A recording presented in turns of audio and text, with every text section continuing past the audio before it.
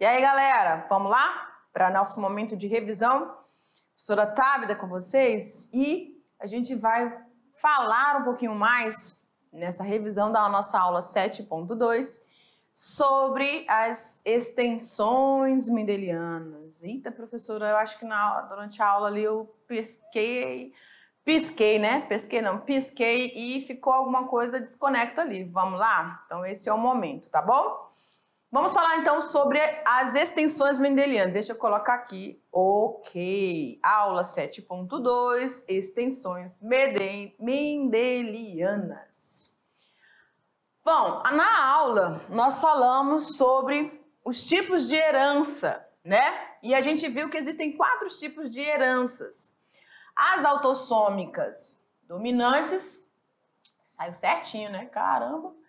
As autossômicas recessivas, as ligadas ao sexo, e aí a gente fala que ele está acoplado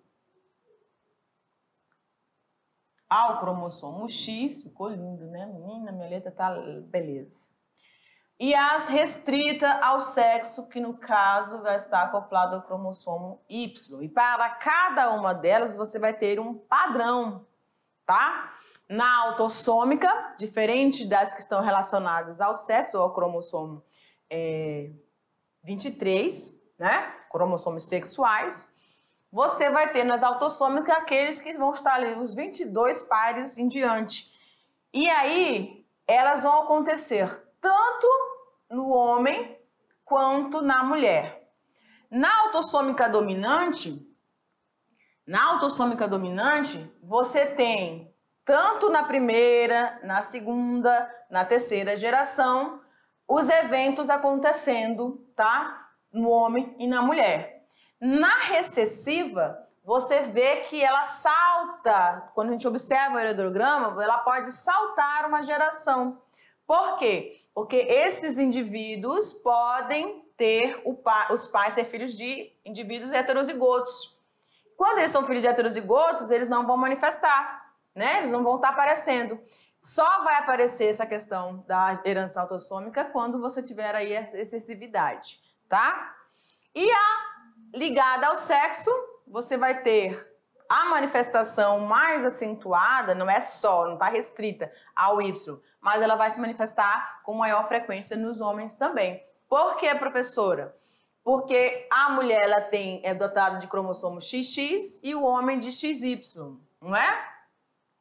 E aí, pelo fato de ser uma herança ligada ao X, o homem não tem para onde correr. Se ele tiver a mãe com a situação afetada, ele vai receber, se essa mãe aqui, vou colocar aqui qualquer letra, tá? Só para a gente ilustrar. Se ela for heterozigota, né? Aí se ela for heterozigota, ela vai passar um normal aqui e o indivíduo vai estar tranquilo. Mas se ela tiver passando vou botar aqui embaixo só para não apagar, o Hzinho, aí esse indivíduo vai estar afetado, tá bom? Aí nós temos a interação gênica também, que é aquela onde você vai ter um gene atuando no cromossomo, tá? Com outro alelo de um outro cromossomo homólogo.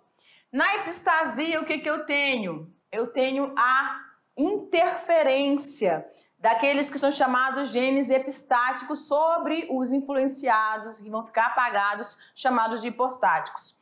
E a pleitropia, que são genes que vão afetar, olha aqui para mim, genes que vão afetar um parzinho de genes, um par de genes que vão afetar e determinar várias características no mesmo indivíduo.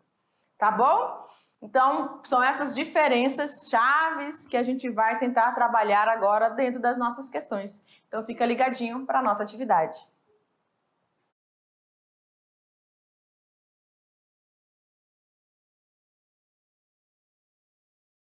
Ok, agora nós vamos trabalhar um pouquinho, tá bom? Trabalhar em cima de quê, professora? Das extensões mendelianas.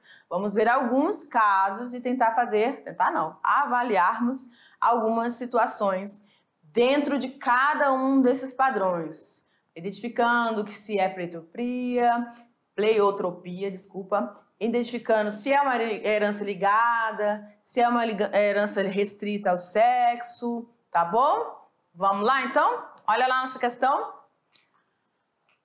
Questão de número 1. É o padrão de herança na qual um gene impede a manifestação de um outro que não é o seu alelo.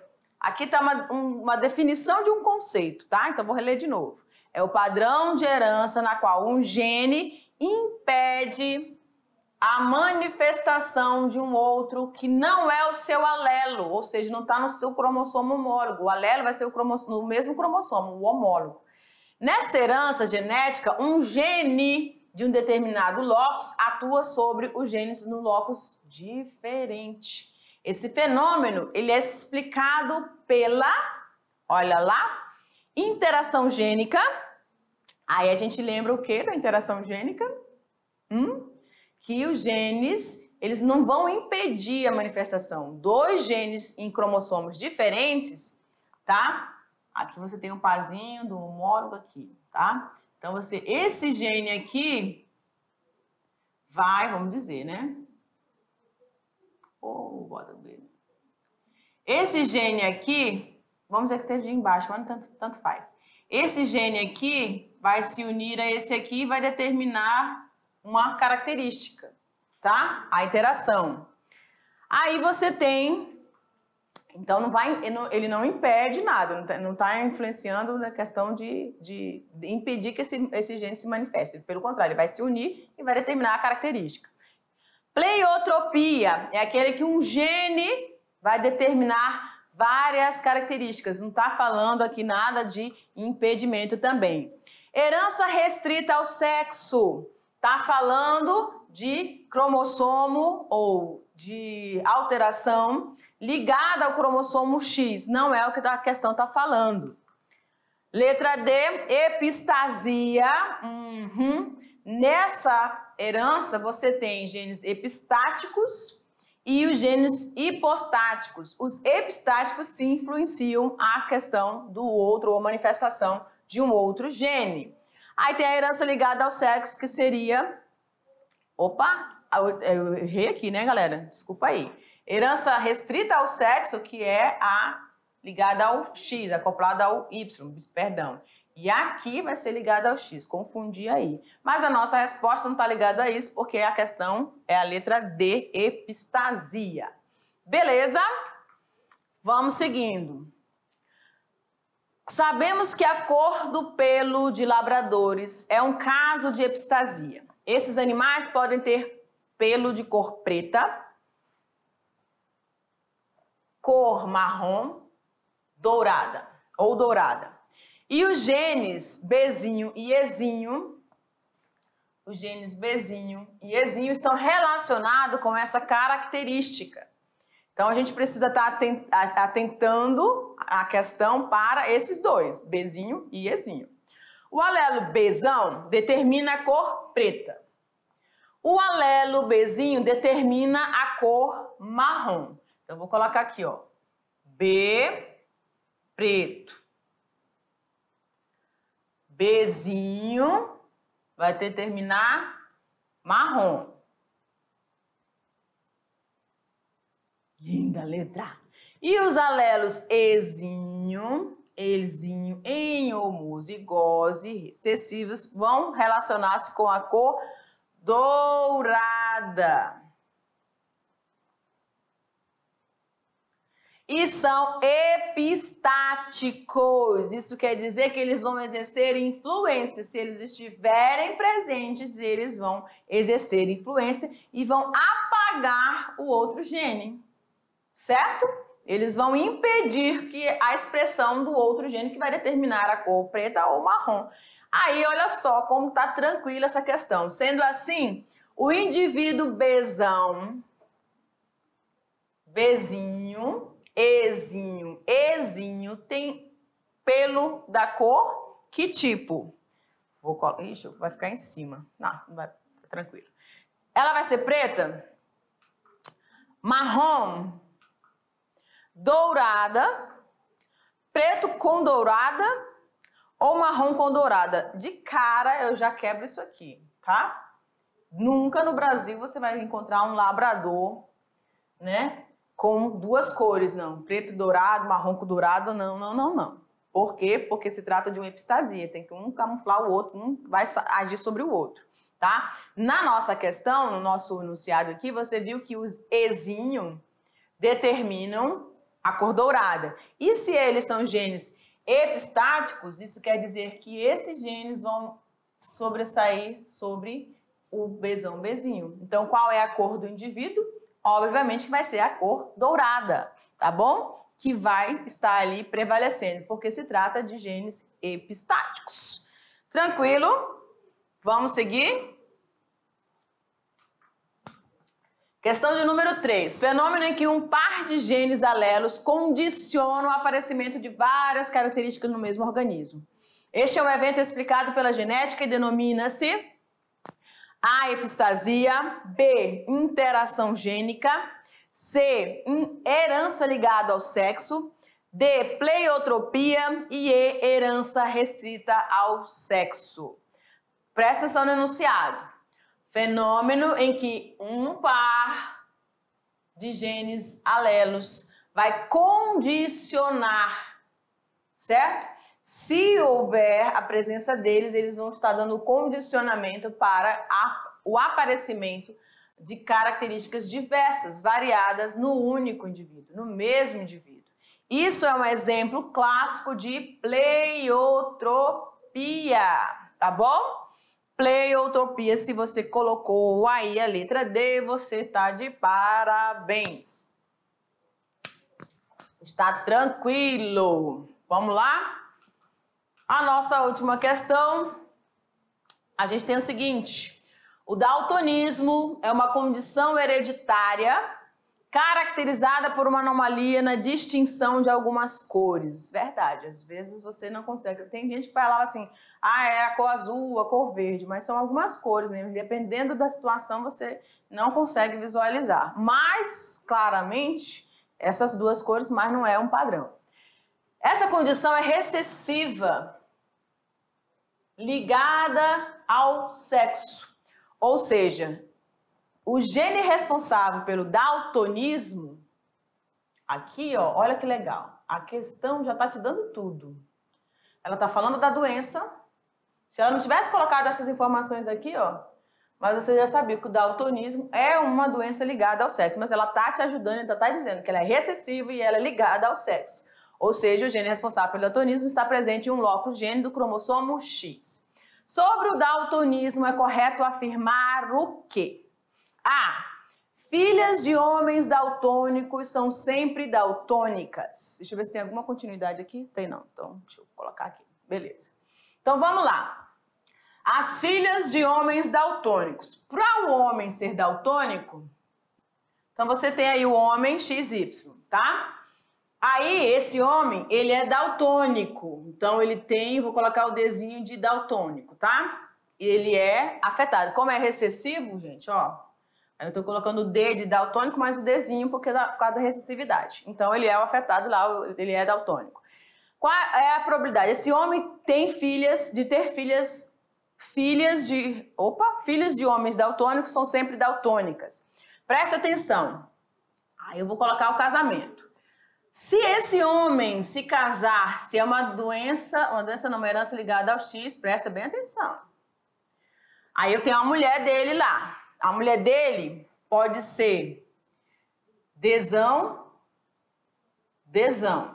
Tem condições desse homem casado com uma mulher normal ter filhas daltônicas? Ele não vai ter nenhum, porque a mãe é que vai passar essa característica. Ela só tem genes Dzão, então morreu aqui, tá? Se ela tiver, professora, mas se ele casar com uma mulher, heterozigota, né? X, Dzinho.